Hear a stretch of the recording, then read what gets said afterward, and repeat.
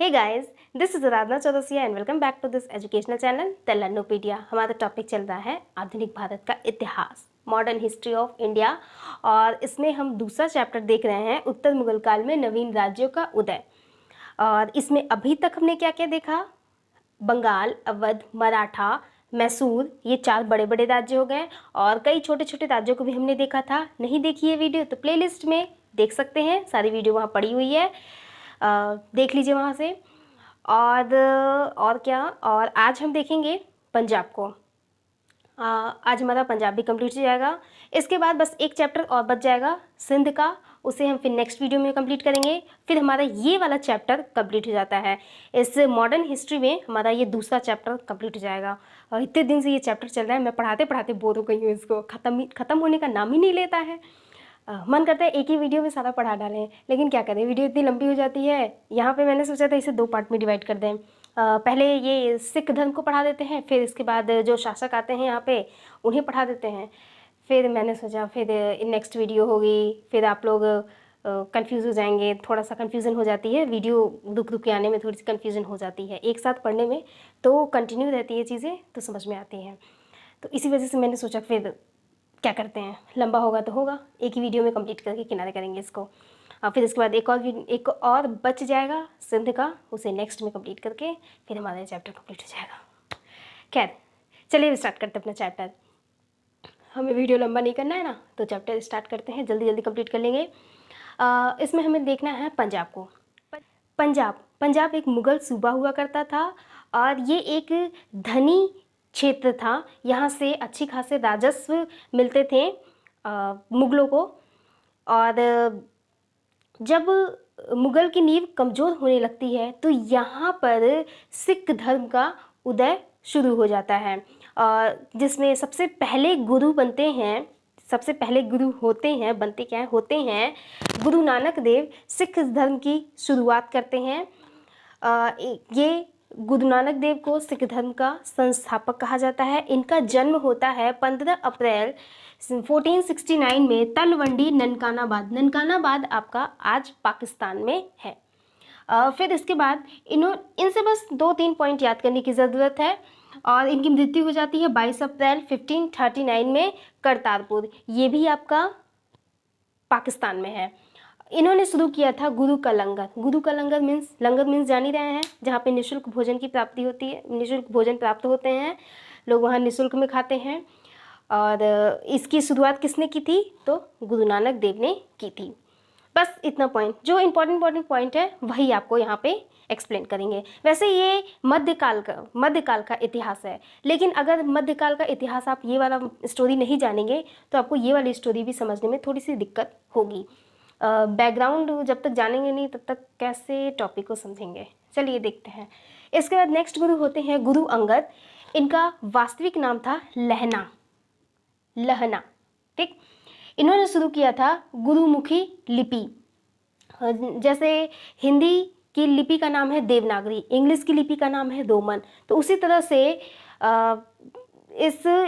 इन्होंने गुरुमुखी लिपि की शुरुआत किया था और लंगर को स्थायी बनाया। जैसे गुरु का लंगर शुरुआत किसने किया था? तो गुरु नानक देव ने शुरू किया था, लेकिन उसको स्थायी किसने बनाया? तो गुरु अंगद ने बनाया। इसके बाद तीसरे गुरु आते हैं गुरु अमरदास। इसमें 10 ही गुरु होंगे, इसके बाद गुरु पद समाप्त हो जाता है।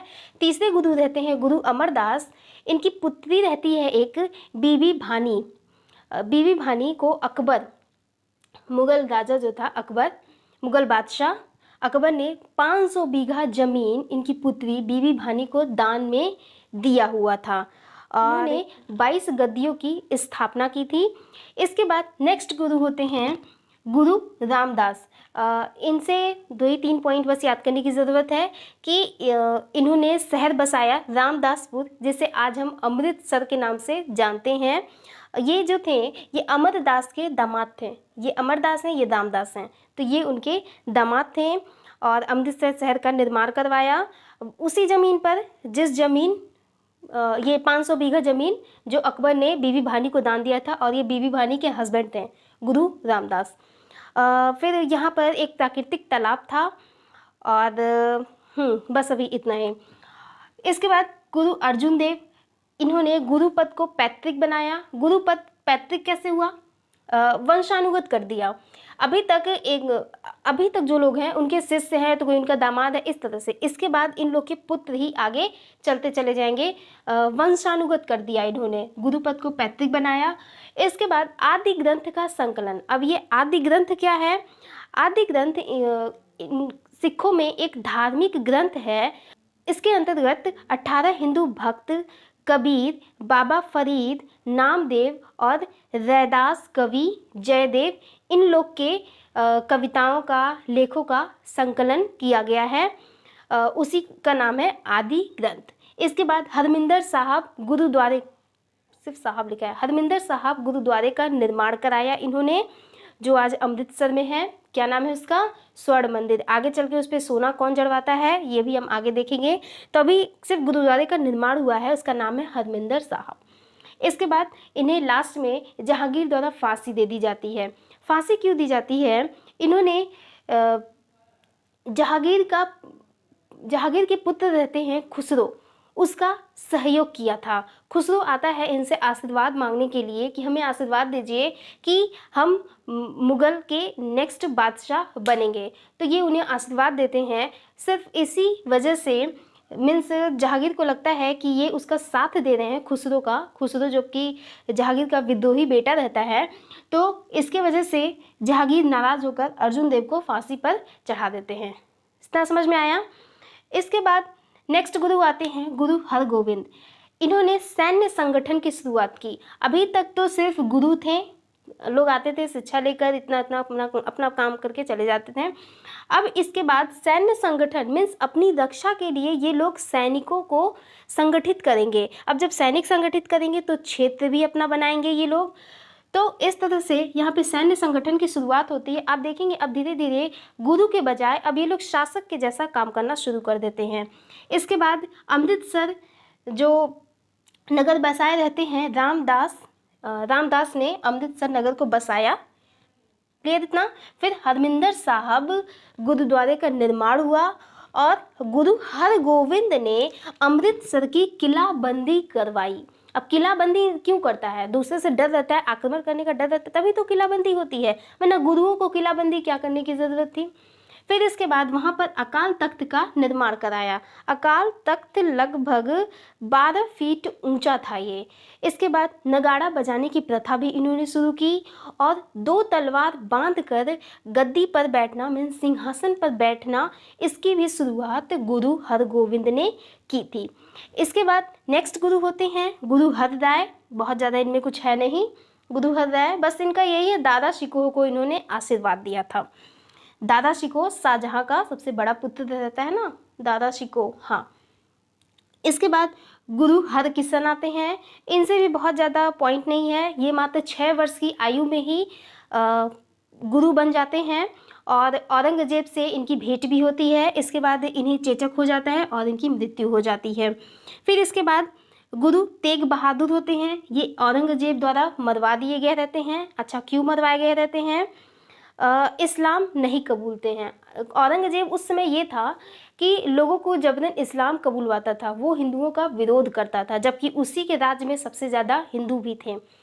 तो वो ज़बरदस्ती कहता था कि आप सिख धर्म छोड़कर इस्लाम कबूल करिए। वो नहीं कबूल करते हैं, जिसकी वजह से उनकी हत्या करवा देता है। कौन? औरंगजेब। इसके बाद आते हैं गुरु गोविंद सिंह। गुरु गोविंद सिंह का जन्म, ये काफ़ी इंपॉर्टेंट है। गुरु गोविंद सिंह देखिए क्या क्या इंपॉर्टेंट है। गुरु नानक देव क्योंकि संस्थापक हैं, इनका इस वजह से इंपॉर्टेंट है। ये आता है गुरुमुखी लिपि की शुरुआत किसने की थी? तो गुरु अंगद ने की थी। गुरु अमरदास ने, गुरु रामदास तो अमृतसर शहर बसाया, इस वजह से इम्पॉर्टेंट है। अर्जुन देव क्यों? क्योंकि जहांगीर द्वारा इन्हें फांसी पर चढ़ाया गया था। 2 गुरु यहाँ पे फांसी पर चढ़े हैं, एक अर्जुन देव और कौन से हैं ये तेग बहादुर। ये दोनों इम्पॉर्टेंट हैं। फिर इसके बाद सैन्य संगठन की शुरुआत किसने की थी? गुरु हरगोविंद। ये यहाँ पे इसके पुत्र रहते हैं। फिर इसके बाद गुरु तेग बहादुर आते हैं, इनको तो मैंने बता दिया। नेक्स्ट आते हैं गुरु गोविंद सिंह। इनको सच्चा पातशाह कहा जाता है। इनका जन्म होता है 1666 पटना में होता है, पटना बिहार में।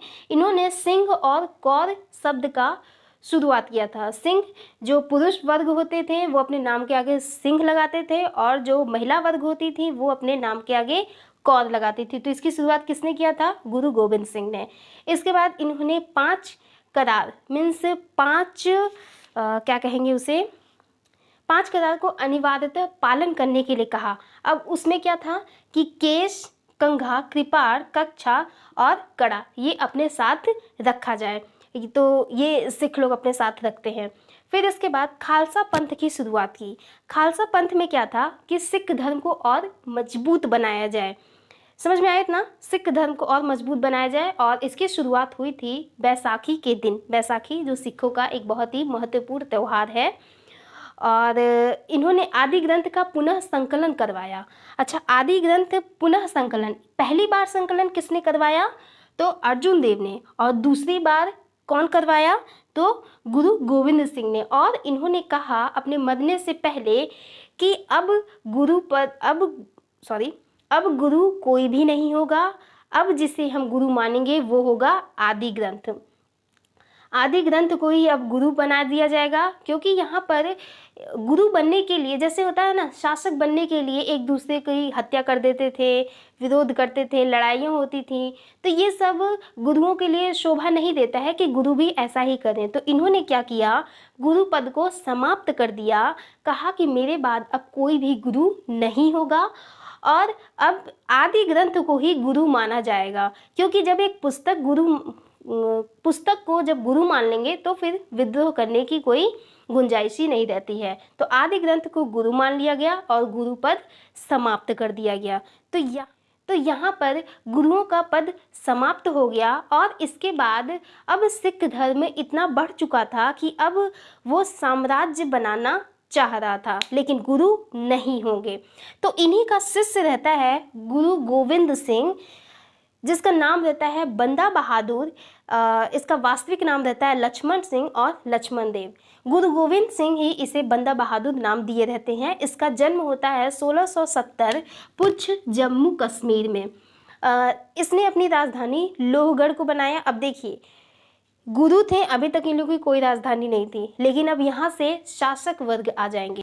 अब ये लोग सिख धर्म की रक्षा के लिए शासक बनना शुरू हो जाएंगे। जैसे अभी तक जितना हम लोगों ने पहले देखा, कुछ नवाब थे, कहीं पे शासक थे, कहीं पे पेशवा थे, मराठा थे। तो इन सबको देखा, सब आगे आने के लिए मीन्स गद्दी प्राप्त करने के लिए विद्रोह करते हैं, लड़ाइयाँ करते हैं, हत्या करते हैं। तो उसी तरह से अब यहाँ पर भी शुरू हो जाता है। तो इनकी मृत्यु हो जाती है 1716 में। फर्रुख सियर द्वारा इसे मृत्यु दंड दे दिया जाता है। अच्छा, फर्रुख सियर कौन रहता है पता है ना? मुगल बादशाह रहता है फर्रुख सियर। मृत्यु दंड दे दिया जाता है। फिर इसके बाद जैसे ही ये मरता है, सिख धर्म जो होता है वो 12 मिसलों में, मिसल कहें या दल कहें, तो 12 दलों में विभाजित हो जाता है। मीन्स पंजाब को पूरे अपने एरिया में लेने के लिए यहाँ पर है, अरे मैंने रेड कुछ किया ही नहीं, ये पूरा पंजाब है, उस समय का पंजाब है, ये आज का नहीं है। तो पहले पंजाब में आज का जो पाकिस्तान है वो भी था, और पूरा कश्मीर से लेकर ये पूरा पंजाब में शामिल था। हाँ, तो जैसे ही बंदा बहादुर की मृत्यु होती है, सिख धर्म 12 मिसलों में विभाजित हो जाता है। 12 मिसल में विभाजित होने का कारण रहता है कि सब अलग अलग जगह मीन्स जितना उन लोग का एरिया है, अपने अपने एरिया में जा कर के ये सिख धर्म को आगे बढ़ाएंगे और उस क्षेत्र की रक्षा करेंगे। समझ में आया इतना?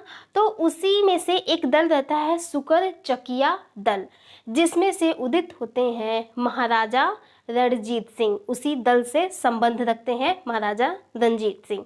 ये दो लोग काफ़ी इंपॉर्टेंट है। रणजीत सिंह सबसे ज़्यादा इंपॉर्टेंट है, इनसे काफ़ी क्वेश्चन आते हैं। सिंह, इनका जन्म होता है 1780 गुजरांवाला जो पाकिस्तान में आज है, और इनके पिता रहते हैं महासिंह। उस समय पंजाब पर अफगान और सिखों का राज्य चलता था। महाराजा रणजीत सिंह बचपन में ही इनकी आंख चली गई, एक आंख की रोशनी चली गई थी, तो इन्हें बस एक ही आंख से दिखता था, और छोटी सी उम्र में ही इनके पिता की मृत्यु हो जाती है। आगे चलकर ये काफ़ी शक्तिशाली और महान महाराजा बनते हैं। इन्हें महाराजा की उपाधि मिलती है और अपनी राजधानी बनाते हैं लाहौर। लाहौर 1798 में दुरानी शासक रहता है जमान शाह, उसकी सहायता कर देते हैं, तो वो खुश होकर इन्हें लाहौर दे देता है और लाहौर को फिर ये अपनी राजधानी बना लेते हैं। इसके बाद वो आगे चलकर अमृतसर को अपनी धार्मिक राजधानी बनाते हैं। देखिए, लाहौर राजनैतिक राजधानी है और अमृतसर धार्मिक राजधानी है। फिर इसके बाद हरमिंदर साहिब गुरुद्वारे पर सोना मढ़वाते हैं। हरमिंदर साहिब गुरुद्वारे की स्थापना किसने किया था? तो गुरु अर्जुन देव ने। समझ में आया? गुरु अर्जुन देव ने। और ये क्या करवाते हैं? उस पर सोना मढ़वाते हैं, सोना मढ़वाना, ठीक है। तो जिसकी वजह से इसका नाम हो जाता है स्वर्ण मंदिर, और आज हम इसे स्वर्ण मंदिर और गोल्डन टेम्पल के ही नाम से जानते हैं।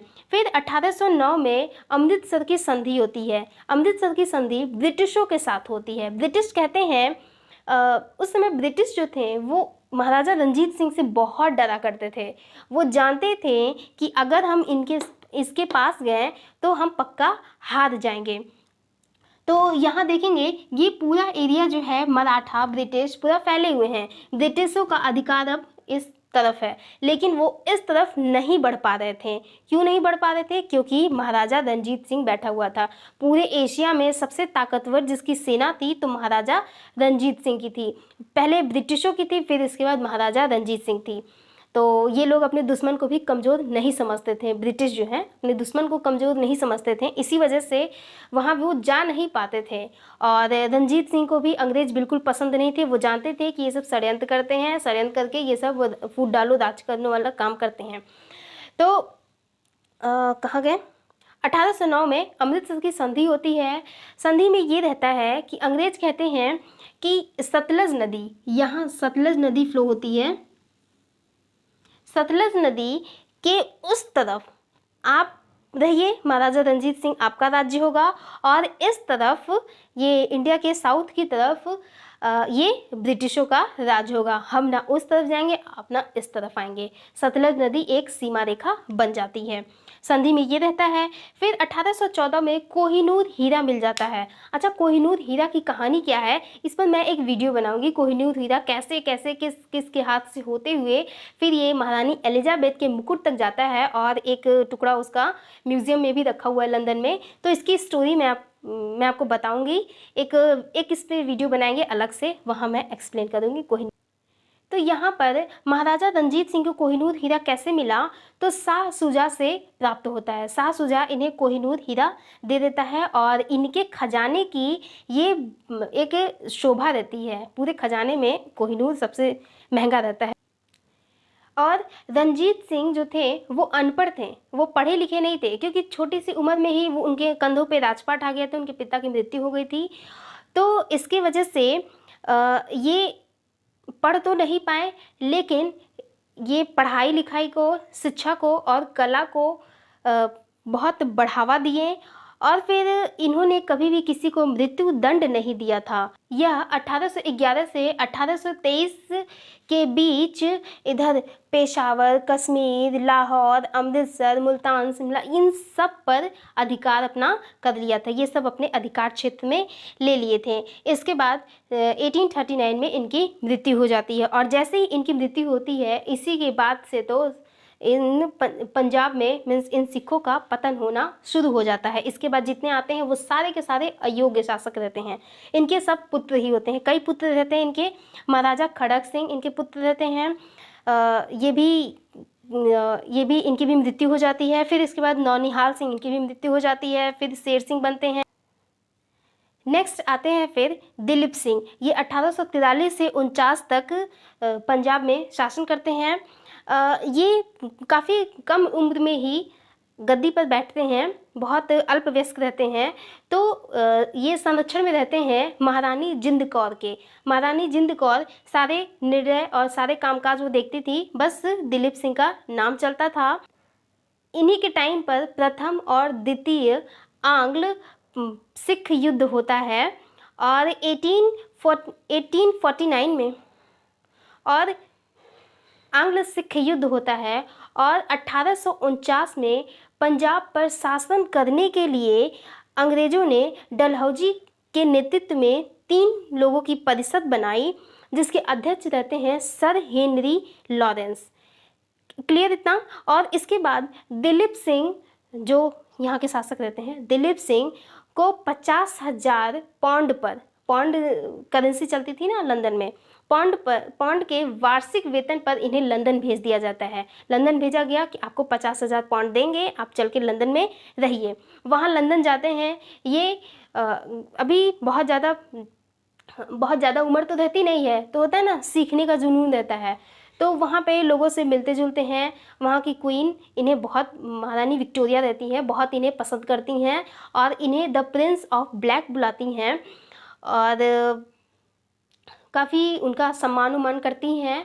और पार्टी उटी में जब ये जाते थे तो वहाँ पर अंग्रेज़ों की तरह इनका चाल ढाल रहता था। अंग्रेजी पहनावा वो पहनने लगे थे और धीरे धीरे फिर वो ईसाई धर्म को अपना लेते हैं। और फिर कोहिनूर हीरा जो महाराजा रंजीत सिंह को प्राप्त हुआ था शाह शुजा से, वो कोहिनूर हीरा दिलीप सिंह फिर लॉर्ड डलहौजी को दे देते हैं। और लॉर्ड डलहौजी किसको दे देगा? फिर महारानी को वहाँ पे सौंप देता है। तो इस तरह से लॉर्ड डलहौजी के द्वारा ही दिलीप सिंह के द्वारा ही पहुंचाया गया है लंदन में कोहिनूर हीरा को। इसके बाद फ्रांस में इनकी मृत्यु होती है और फिर वहीं पे इनका अंतिम संस्कार भी हो जाता है। अब हमें जो देखना है वो फर्स्ट एंड सेकेंड आंग्ल सिख युद्ध को देखना है। अभी हम उसे देखते हैं। थोड़ा सा महारानी जिंद कौर के भी बारे में जान लेते हैं। ये संरक्षिका रहती हैं दिलीप सिंह की और महाराजा रंजीत सिंह की वाइफ रहती हैं। सबसे छोटी रानी रहती हैं और ये सौंदर्य, ऊर्जा, उद्देश्य के प्रति इनका समर्पण रहता है। इन्हें रानी जिंदा भी कहते हैं। अंग्रेज इनसे डरा करते थे। अंग्रेजों ने इन्हें पंजाब का मुस्सालिना कहा था और जिनके विद्रोह को दबाना अत्यंत कठिन था। अब इसके बाद हम आंग्ल सिख युद्ध को थोड़ा सा देख लेते हैं। थोड़ा क्या, पूरा ही देख लेते हैं, थोड़ा क्यों देखेंगे। तो स्क्रीन पर आपको दिख रहा होगा। पहला युद्ध होता है 1845 से 46 में, जिसके गवर्नर रहते हैं लॉर्ड हर्डिंग और प्रधान सेनापति रहता है लॉर्ड गफ। कारण क्या होता है युद्ध होने का कि रानी की राजनीतिक महत्वाकांक्षा, मीन्स इनकी महत्वाकांक्षा रहती है कि हम अपने सिख धर्म को बचाए रखें और अपना क्षेत्र विस्तार करें। और अंग्रेजी सरकार ब्रांड फूड की कूटनीति भी रहती है यहाँ पर। परिणाम ये निकलता है कि 9 मार्च 1846 में लाहौर की संधि होती है और 12 दिसंबर 1846 में भैरववाल की संधि होती है। अब कुछ इसमें महत्वपूर्ण पॉइंट देखते हैं कि ये है मुद्दकी, फिरोज शाह, बंदोवाल और अलीवाल का युद्ध होता है। मीन्स युद्धों के नाम है ये, जिस जगह पे हुए तो उन युद्धों के नाम हैं। फिर साबराव की लड़ाई होती है जिसमें सिख सेनापति लाल सिंह और व तेज सिंह का विश्वासघात रहता है। फिर इसके बाद द्वितीय युद्ध होता है 1848 से 49 में। अच्छा, यहाँ पर विश्वासघात होने के बाद भी फर्स्ट वाले युद्ध में सिख जीत जाते हैं। फिर दूसरा युद्ध होता है 1848 से 49 के बीच। यहाँ पर गवर्नर रहते हैं लॉर्ड डलहौजी और चार्ल्स नेपियर लॉर्ड गफ। इसका कारण क्या रहता है कि रानी के साथ अंग्रेजों का दुर्व्यवहार हुआ रहता है। ये तो पॉइंट समझ में ही आ रहा है, इसको समझाना नहीं है। फिर लाहौर और भैरववाल की अपमानजनक संधि हुई रहती है। जो फर्स्ट वाले में हुआ रहता है ना, लाहौर और भैरववाल की संधि फर्स्ट आंग्ल सिख युद्ध में, तो उसकी अपमानजनक संधि ये सेकंड युद्ध का कारण बनती है। फिर पंजाब की जनता द्वारा मुल्तान व 2 अधिकारियों की हत्या कर दी जाती है। मुल्तान के गवर्नर और 2 अधिकारी रहते हैं, पंजाब की जनता हत्या कर देती है। फिर मुल्तान के गवर्नर को भी अपदस्थ कर दिया जाता है। तो यहाँ पर आपको पूरी कहानी जानने की ज़रूरत नहीं है, बस मैंने शॉर्ट में इसको बताया है और आप समझ लीजिए, आपको सब कुछ समझ में आ जाएगा। एग्ज़ाम में इससे आगे आपको पॉइंट नहीं मिलेंगे, इतना काफ़ी है। फिर इसके बाद परिणाम क्या होता है कि लॉर्ड डलहौजी ने चार्ल्स नेपियर के नेतृत्व में पंजाब का अंग्रेजी राज्य में विलय कर लिया। दिलीप सिंह को भेज देते हैं इंग्लैंड। फिर पंजाब का प्रशासन कमेटी को सौंपा और इसके अध्यक्ष रहते हैं हेनरी लॉरेंस। और दिलीप सिंह को 50,000 की वार्षिक वेतन पर ब्रिटेन भेज देते हैं, मीन्स लंदन भेज देते हैं। और इसमें क्या है महत्वपूर्ण कि इसके बीच रामनगर का युद्ध होता है 1848 में जनरल गफ और शेर सिंह के बीच। फिर चिलियावाला का युद्ध होता है 1849 में जनरल गफ और शेर सिंह के बीच। फिर गुजरात का युद्ध या तोपों का युद्ध होता है, इसमें अंग्रेज कप्तान और चार्ल्स नेपियर रहते हैं। तो आई होप आपको ये आंग्ल सिख युद्ध समझ में आ गया होगा। आंग्ल सिख युद्ध जो है वो बहुत डिटेल में अगर देखेंगे तो कोई फ़ायदा नहीं है, आप उतना डिटेल में मत जाइए, मैंने शॉर्ट में आपको बता दिया है, आप वहाँ उसको देखिए और उस चार्ट पेपर के माध्यम से पढ़ लीजिए, 1 से 2 बार उसको रिवाइज करिए, आपको लर्न हो जाएगा। तो यहाँ पर हमारा ये चैप्टर कंप्लीट होता है पंजाब वाला। इसके बाद सिर्फ हमारा सिंध बचा हुआ है। सिंध बहुत लंबा नहीं है, छोटा सा है, बस सिंध का छोटा सा स्टोरी है, उसे बस बता देंगे, कंप्लीट हो जाएगा फिर ये हमारा चैप्टर। और फिर इसके बाद हमारा नेक्स्ट चैप्टर क्या होगा, थोड़ा सा सस्पेंस रहना चाहिए, नेक्स्ट चैप्टर बताएंगे। तो चलिए मिलेंगे फिर नेक्स्ट वीडियो में, तब तक के लिए आप अपना ध्यान रखिए, बाय बाय।